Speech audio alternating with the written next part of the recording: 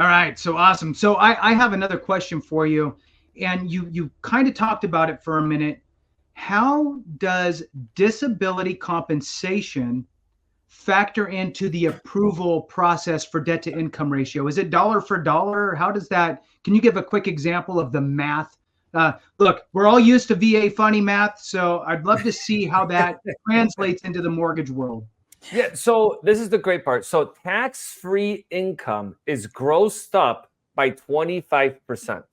Okay, so if you're making like $4,200 a month because you got dependents, we basically gross it up to almost $5,000.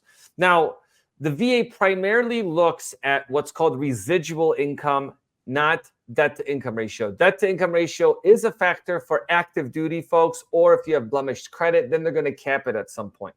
But that's also a dangerous thing because the VA, like for a single person, depending on where you are in the country, you really only need to like net $500 a month and buy $1 million property. So you really have to be careful with like budgeting.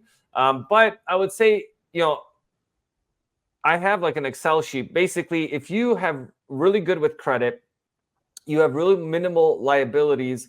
Some people can qualify up to $400,000 on a single family and up to $1 million if they have reserves buying a multifamily, because you can use proposed rental income if you have enough saved in the reserves. So it's another big option for veterans to not only buy a place that's bigger, but also potentially live for free because other people are paying the mortgage payment. I think it's huge.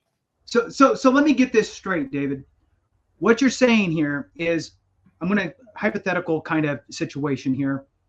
I'm a veteran. I file my intent to file. A year goes by. I finally file my claim. Blah, blah, goes on. I get a decent amount of back pay. And I have that, and I've saved that. And now I have my 100%, $4,100 a month or whatever it is coming in. I'm not working, don't have a job.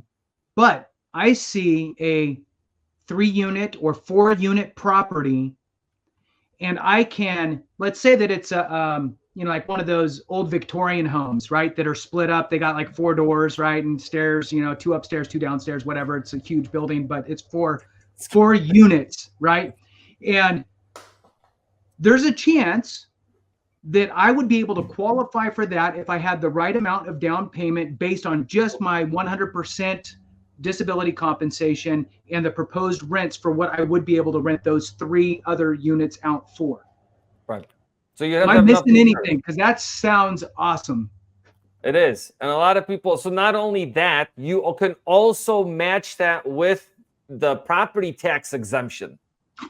Like that's like some veterans, they wake up and they're like, they see this and they're like, wait, I can do what? And then they'll jump on it. But that's what I'm saying. Like being, financially ready for home ownership is important, right? So it's not just sometimes waking up like I'm buying a house today. There's something that leads you to that journey. And hopefully people watching now could see that and be like, wait a second, I didn't even realize I can do that, because that multifamily loan is the least used product.